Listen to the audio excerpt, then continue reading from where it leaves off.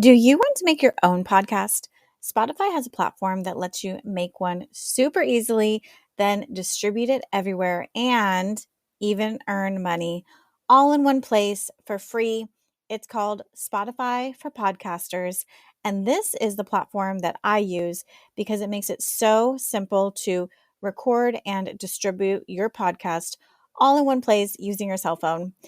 What you need to do is download the Spotify for Podcasters app or go to www.spotify.com/podcasters to get started. Hello, my name is Catherine Moore, social worker, mom, coffee lover, and founder of Social Workers Rise, where we inspire social workers to connect, expand their knowledge, and change more lives than they ever thought possible. I'm so excited you found my podcast. We will talk everything social work on every level from micro to macro. We will hear the stories of social workers who are doing big things, learn new skills, and most importantly, give you actionable steps to make a difference today. Let's go.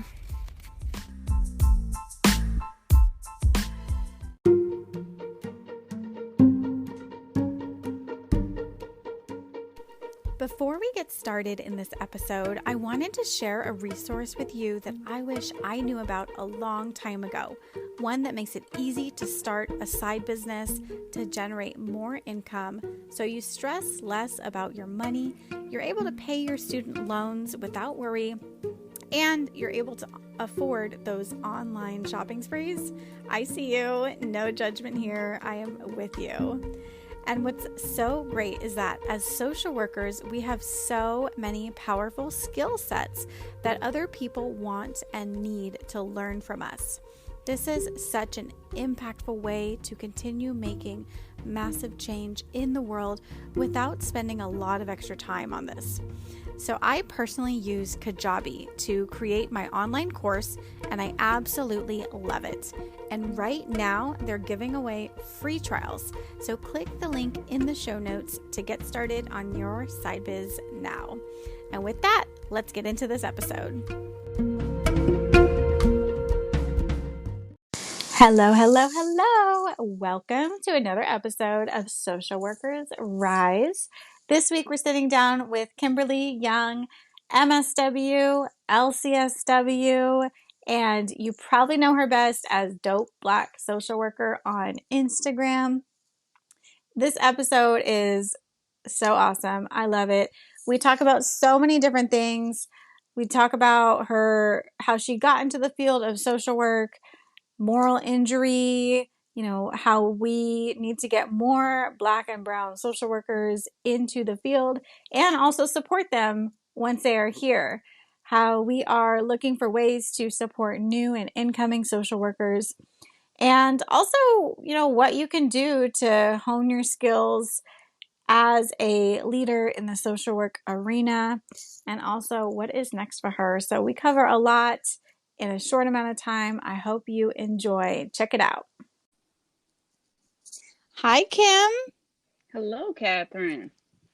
So grateful and excited to have you on the podcast. And I will admit I'm a little nervous because I've been following you for a long time. Oh no, girl, we just regular. Just regular. I just love how authentic you are and just like everything that you do, like everything that you stand for. You're just dope. Like you fully embody being a dope Black social worker. Oh, thank you. So I am just really curious to know, we'll just jump right in. Okay. So how did you get started in social work in the first place? Was there a moment in your life that you were like, I want to be a social worker? Yeah, no. There was not. And I've shared this story before on other platforms or with other, groups, but I didn't even know what social work was until after I graduated from undergrad and started working on my first job out of undergrad. So I had no idea that a profession like social work existed. But once I discovered what it was and what it could be and do for me, it really provided a home for my rage and advocacy and activism to live. Because I had just been doing that for a number of years, starting in middle school. And so, yeah, social work just kind of found me. I didn't seek it out. I didn't go out and have a declaration of becoming or being a social worker. I just found it. And I'm so happy I did because it feels right and it feels good. Right. Yeah. I know. I feel the same way that it just fully encompasses so many different things and so much of who I am as a person. And there's just so many different avenues that we can branch off to and go into in the field. Um, so I know I listened to your podcast with the melanated social workers. Shout out to those guys. They Love are them. awesome. Yes, they are so awesome. They have their podcast. Definitely head over and listen to them too. And you shared a lot of great knowledge. So I'm not gonna, you know, reiterate any, the conversations that you guys had over there. But I did kind of want to talk about your experience as an advocate and with macro social work, because right now you, correct me if I'm wrong, but you're director of family engagement in Virginia. Is that right? Yeah. So full time, I work for a local nonprofit out here in Virginia as their director of family and community engagement. Okay. And before that, well, you are at LCSW, so you hmm have that clinical experience. How did you make that transition from clinical to supervisor to director position? I got tired of the analogy that I used to just kind of sum it up. Just got tired of pulling one baby out the river at a time, and really wanted to move upstream and figure out how do we close up some of these gaps where babies aren't getting thrown in the first place. And so after working in direct service for over 10 years, I literally just got exhausted from doing it. It didn't feel good anymore. It didn't feel right, even though I love and continue to care deeply for the population that I'm committed to. I knew I wasn't giving them my best because I was exhausted. So that's really where I really made a commitment to, like, how do I move upstream? How do I kind of prove the various skill sets that I have as being, a contributor to macro work? Because it's not the track that I took in my program. I wish I would have known more about just what macro would have to offer, but I think a lot of social workers get tunnel vision in MSW programs and really think about, like, oh, I got to get a license, so I got to stay focused on the clinical piece. But then you get out in the field and you do the work and you realize, no, like, you really need to have a hybrid approach to the work. Like, you can't just choose one or over the other. And so, yeah, just after over 10 years of working in, direct practice, I got tired and I wanted to do something different and do something new. And I was afforded this opportunity from just working hard over the years out here in Virginia. That's awesome. Yeah, I totally resonate with feeling tired and just needing something different to where you still feel like you're being the most effective. And sometimes we just grow out of those roles that were once a really good fit and now they're not anymore. Now we're not growing anymore. Um, and I also wanted to ask, you know, we talked I heard you talk about moral injury on the Melanated Social Workers podcast. Is that is that how did you come about finding that out? Because you say that you weren't necessarily burnt out, that you were hmm experiencing moral injury. So how did you even come about that? Because I know I wasn't taught that in my grad school, and Oh, yeah, no. I don't know if it's changed at all, but how did you even learn Yeah. about that? Yeah, my impression is that it has not changed from the conversations I've had with other social workers, post grad and currently in programs across the country. So I discovered moral injury in 2018 was the worst year of my career, like the absolute worst year of my career. Kids were dying. Young people I was working with were getting shot, incarcerated. Like, it was just bad. It was a bad year. I had lost 3 young people to violence in the city out here where I work. And what I came to discover just with the ebbs and flows of like all those emotions that I was dealing with is, people were trying to label it burnout for me. You maybe, engage in some self-care, do yoga, sniff lavender, blow bubbles. I don't want to do any of that. Like, nah, like there is something else going on with me, and it's not burnout because I love the work too much. And so I had one of my dearest colleagues, Camille, who I've done a lot of advocacy work, a lot of the work with the LCSW over the summer was with Camille, but they had shared with me a video about moral injury because we were also preparing to present at a panel about trauma-informed care and reclaiming what that actually means. And so they showed me this video, and I was like, oh, wow, like this is it. Like, this is the thing that I'm feeling. This is the thing that I'm experiencing. So I started just to dive into the research around moral injury because burnout is the thing that, that's the very end. Like, burnout is when you quit being a social worker and you go work at the bank or you go work, at a grocery store. Like, you just get out the field completely. And I knew I wasn't there. The moral injury is the piece where you really feel like the work that you're doing is violating your moral code of ethics. Like, it's really making you question, like am I doing something wrong? Like, you're witnessing things that don't feel right. You're asked to do things that don't feel right. And I think a lot of us who do this work deal with that every single day, from the systems, agencies, leadership. Like, wherever we are doing this work, we are seeing things that don't feel right. We're asked to do things that don't feel right every single day. And that's really what the moral injury is. Like, we love the work so much, but not the ways that we're asked to do it. So yeah, like in 2018, I discovered what it was, and it really set me free, free enough where I quit my job without having one. So that's really, Wow, yeah, that's like awesome. that was the piece of just really being tired. Yeah, after I had heard about moral injury from you, I did some more research, and I wonder, is it is it a is it a risk factor for developing burnout? Mm. I think it's the foundation for developing burnout. Um, so I think it's bigger than a risk factor. I truly believe it's what the majority of folks in the helping professions experience. They don't really experience burnout. You just got good people who are interfacing with bad systems. Like, you have Mm-hmm. some of the most idealistic people doing the work. Folks filled with a lot of hope. Folks filled with a lot of dreams that are met by systems who don't care about hopes and dreams. Mm-hmm. They care And about the so, numbers. right, they care about the numbers, care about the bottom line, care about turning a profit. And so, I think moral injury is the foundation. Burnout is the easy thing. It's the low hanging fruit that people want to reach for, but it's not what's going on. Mm-hmm. Yeah, I see that in my work in the healthcare industry because there's people that need our help, but we can't serve them, or we're limited in the capacity of what we can do for them.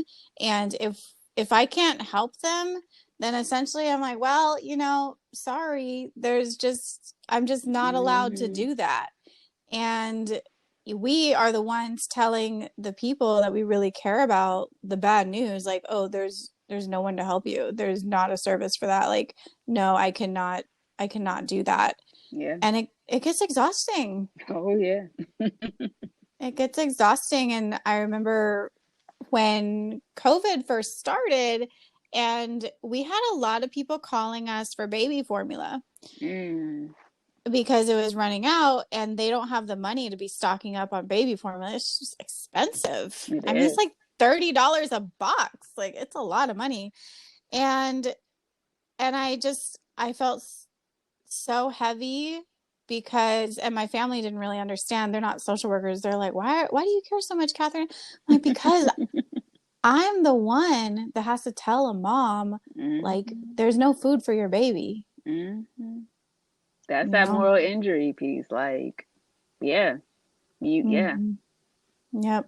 yeah. So it's definitely real. And, thank you for bringing that up and essentially making it mainstream. I feel like you are definitely a leader in the industry that social work is changing. Like, It 2020 is is. a pivotal year. And I'm so excited because we need some change. Gotta shake this up. We can shake it Yes. up. And I love it because you are doing such amazing work and you're being such an amazing leader on social media and in your community too. And I'm just, I'm grateful for you. And I'm also wondering, where did Dope Black Social Worker, the brand, come from? Like, how long has it been around? Because your website is dope. Like, it is really good. And you just Yeah. completely are just an amazing, like, you have the whole thing going on. So where did that come from? Yeah, truthfully, it came from my friends telling me I can't keep doing things for free. Right. So, because I think you can probably resonate with this, and folks who will listen to this can probably resonate with this. Like, we really end up doing a lot of free stuff, like things we should not be doing for free. And I really just saw that once they put it in my face. I was like, all right, well, let me go ahead and try to frame this thing up in a way where, number one, I can protect myself because we live in a very litigious society. People will sue you over everything. So how do I protect myself, but at the same time build upon this foundation, but really trying to show other especially young Black social workers that are coming up, like you could do it too. A lot of the times, you can't really do things or believe things are possible unless you're seeing them. And so it really came from wanting to be able to, you know, get paid for things and be able to show to other young Black social workers, like, you could do it too. And so, the pandemic really motivated me or pushed me to do it. So I didn't really start putting in a lot of effort with building a website or getting the business started or thinking about just the different service deliveries and offerings until April. And so April of this year is when I fully committed to this process, and this is where I am now. So I'm grateful, nervous, but it's still very, very exciting. So all of this has been in the past, it was 7 months? Yes, ma'am. You Like are amazing. when people are asking, like, well, what did you do to get the platform? I said, yeah, I didn't go seek this out. This has been me for a very, very, very long time. And people have just found themselves over here. I didn't go out trying to create a platform on social media or otherwise. This has just been me. And people who know that are like, okay, well, this makes sense that where you are, the space you're occupying makes sense for the current moment. Right. That makes sense. So do you have any tips or, things that young Black and brown social workers who are just starting out, like, what do you think they should know? What do you think is most important that they know right now? Yeah, that whatever fantasy you had in your mind about social work, that ain't it, right? Like whatever dream you had of saving or whatever it was, like that ain't it. Because that's not what social work is. But I think it's imperative that Black and brown social workers coming up or those who are early on in their career recognize that it was never meant for you to actually be a social worker. It was always meant for you to be the recipient of goods and services that social workers provide. So the space that you occupy is vital and you got to stand in it fully. Because at the end of the day, we're not supposed to be here. We're not supposed to be practitioners, not supposed to be licensed therapists, not supposed to be social workers doing this work. We're supposed to be on the other end of it, receiving. And so when we can acknowledge that, like, that is the truth, then I think it's a bit easier to stand in the confidence that you fully belong in this profession. So you got to take up all the space. That's powerful. That's super powerful because from the narratives that I've been hearing this year, and unfortunately, it only has been this year, is that Black and brown people have not felt welcomed into social work programs, and the programs have been traumatizing for Incredibly. people of color. and and it hurts my heart that the programs likely have not changed. They're probably still the same. And I definitely agree with you on that. Black social worker is like social work is more black and brown now than it ever has been. Hmm. And it needs to be more so. It needs to be more diverse. So, what do you think needs to be done in an ideal world? What do you think needs to be done to recruit more black and brown social workers? Yeah, I think it's beyond just recruiting. There's a lot of different variables that have left us with an overwhelmingly white and female profession, just going down to the cost. Like social work is incredibly inaccessible. Folks like to talk about it like it is, but it is incredibly inaccessible to become a social worker with all of the regulations that we have across the country about who can call themselves a social worker and who can't. And one of the biggest things is you have to have the degree to be able to call yourself a social worker, where everybody can't afford, right? The 4-year degree for a BSW, and then if you choose to go on to get your MSW or up from there.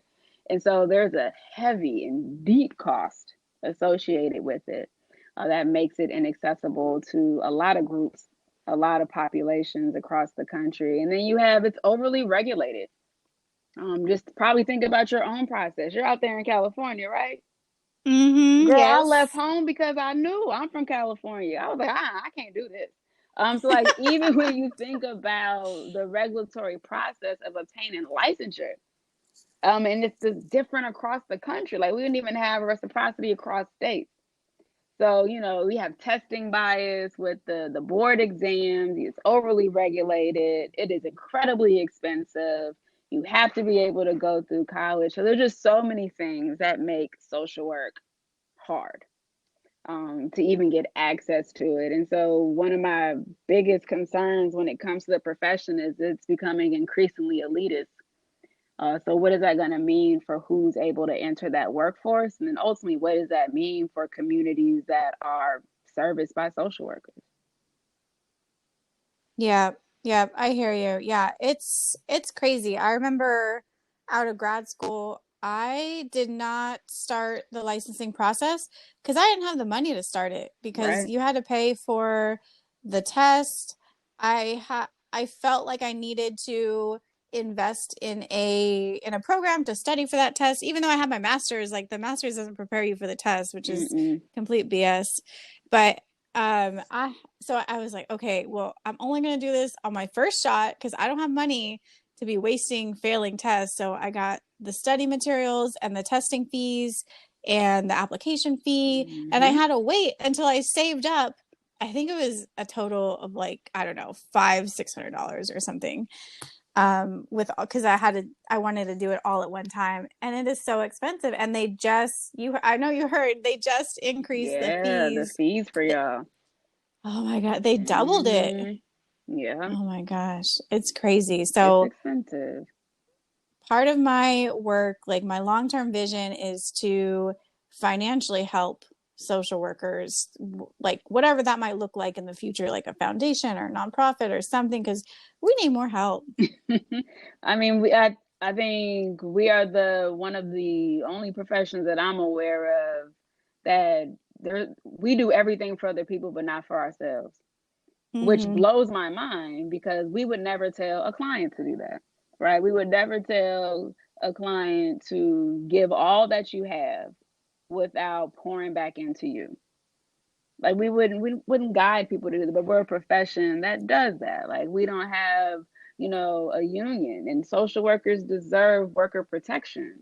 We don't even have it. Like we don't like so I think it's just not fair. I don't think we're doing ourselves a service because we're not focusing on what we need as a group to really thrive and do the work alongside community. Mm-hmm. Yep, it's totally true. And the businesses, they get it. The people operating the places that we work in, they get it. And they totally take advantage of this narrative that we've had going on of we're not in it for the income, we're in it for the outcome. They So lied. therefore they don't pay us for the income. Oh, it's my income. I don't know what they talking about. Yeah. Right? No, no. Yeah. So, oh my gosh. Yeah, there's a lot of changes that need to be done. And and I see you as a leader. So I'm just kind of wondering, what in your role as a macro social worker or an advocate, I don't know how you identify yourself, Yeah, not as those but things. and what do you identify with? Look, I'm just out here. I have a real hard time with labels. I get that labels and identifiers are important for other people to be able to categorize how work shows up and what it looks like and how we measure it and monitor it. But I'm just out here. Mm, And so I think one thing that I want to remain committed to is disrupting narratives that we have to find a label for what we do, especially within the profession. Because I think, when carrying licensure but doing macro work is already a conflict for some people in itself. And they're like, oh, so you don't do private practice? Nope, not what I do. But I got a license.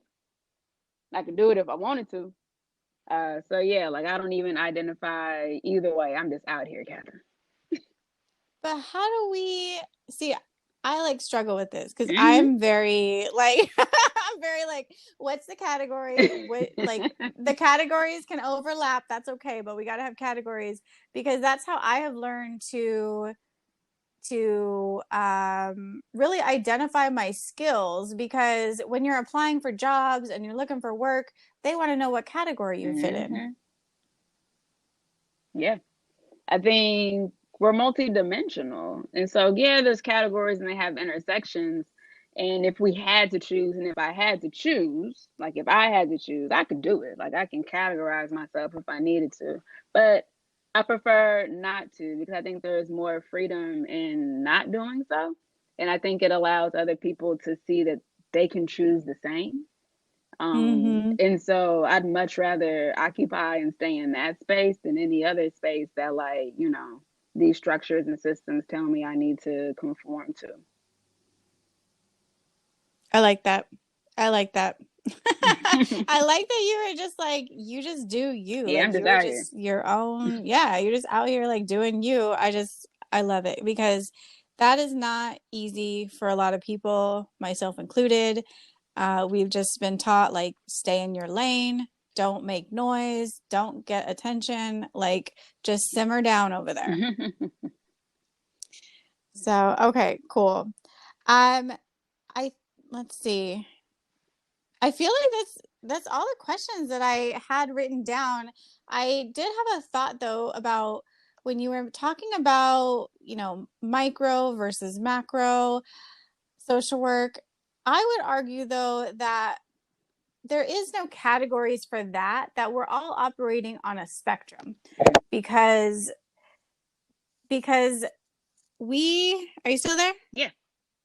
Okay. Mm-hmm. So even as a clinical social worker, I'm still operating within the systems. I still need to pay attention to what's going on in politics, where is the funding coming from, is the funding coming, all of these things, and then also to advocate for my clients that I'm seeing on the micro level, and I need to advocate for them, upstream on the macro level. So we're constantly in a flux on this system of micro and macro, and we're on a spectrum of it. Would you agree or disagree, or do you have a different point of view?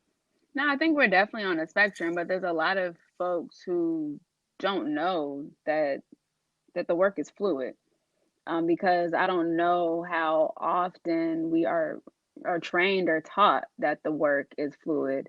From conception, like into social work programs, we're conditioned to choose. At least I can speak for myself. Like I was conditioned to Mm-hmm. choose. I wasn't like there was no other option besides if you're gonna go down this macro track or a micro track. At no point did I feel that I was afforded or offered the opportunity to blend them together and to move in between macro and micro. And so I think from the conditioning of our social work programs to then once we get out in the field is even a place where they make you choose. Like, are you going to go into direct service where you're doing care coordination or case management or, therapy, whatever it is, being an assessor, intake, whatever you're doing, or you're going to go on the macro side where you're doing the policy, program management, implementation, nonprofit, like grants, all this other kind of stuff. they really, even in the employment space, they're not blended where people move in between freely and knowing that you have to be able to do it. But then you also see, at least I have seen in social work, and another thing that concerns me is I feel that there are some people who come into the profession as a cheaper way of becoming a therapist. And I think we can't forget what our roots are as a profession. And if anybody who's coming into social work just to do therapy, like, this is not for you. Like, this profession is not for you, to your point, right? Like, as someone that's doing outpatient work, but still paying attention to everything else, because there's an understanding that your clients and you and whoever is interfacing with systems. And so anyone who's like, well, yeah, I just want to be a social worker so I could do therapy and only therapy, you got to go somewhere else. Like, this is not the profession for you, because you have to be able to move across the spectrum. You got to move in between every single piece of it. Yeah, I feel like it's unethical to only be doing therapy with people who are being hurt by the systems and not going back upstream and advocating for them there too. You're just profiting off of other people's pains That's it. without trying to actually do anything about it. Yeah. So we got a lot of work to do, Kim. Whole lot of work, girl. Whole lot of work. That's why we got to But share it, right? We got to spread the work out. yes, yes. And I'm curious, what do you have planned? Like, what's next for you? What is 2021 holding for you? So I'm getting ready to shut things down. Like, I'm taking me a good old rest for the remainder of the year come December. So I'm really excited about that. And a lot of that is to be able to celebrate what has happened these last 7 months, but then prepare for 2021 and really getting clear about how I want to use my gifts. And one of those is building out a mentoring program for Black and Brown social workers. Really thinking about, like, what do I wish I would have had that would have saved me some hurt when I was coming up. So working on getting that framed up and ready to go in the spring of next year. So folks can certainly be on the lookout for that, as well as just developing some new dope content for the webinar series and working with some, schools and organizations to do some private trainings. So yeah, I have all that stuff that I'm working on, and I'm really excited to see where it leads next. That's awesome. That's super exciting.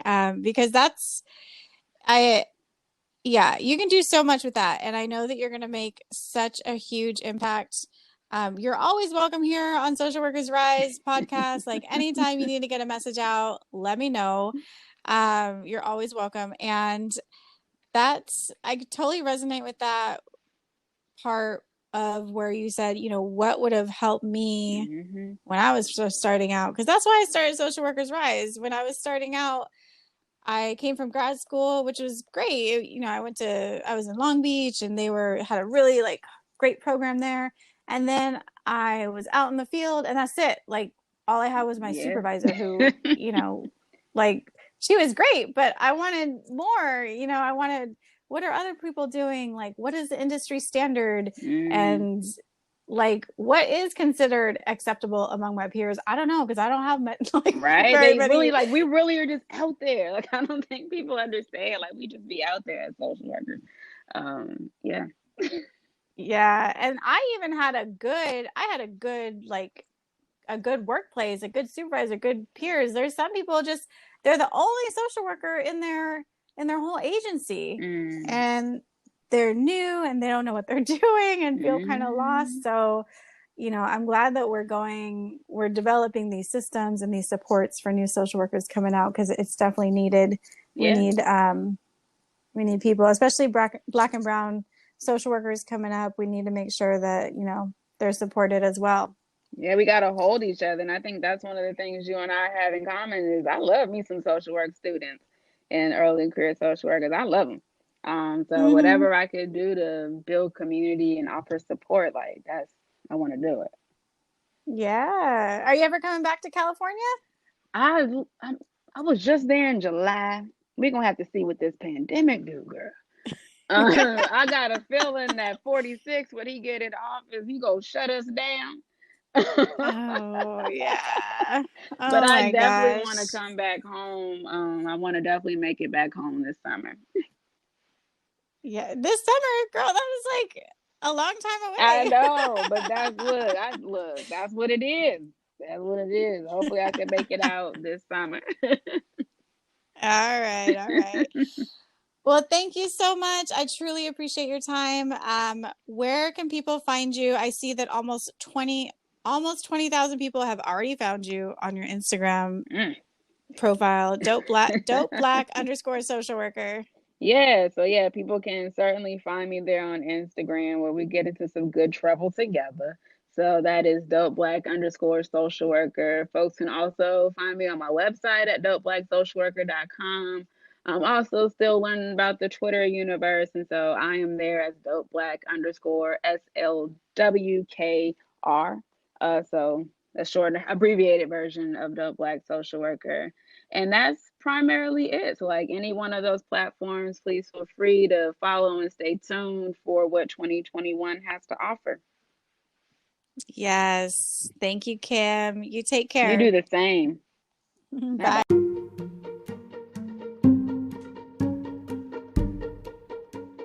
Thank you so much for hanging out with me on Social Workers Rise.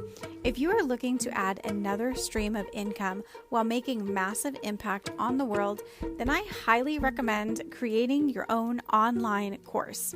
I personally use Kajabi and highly recommend it. They make it super easy to turn what you know into what you do. Click the link in the show notes to get started today.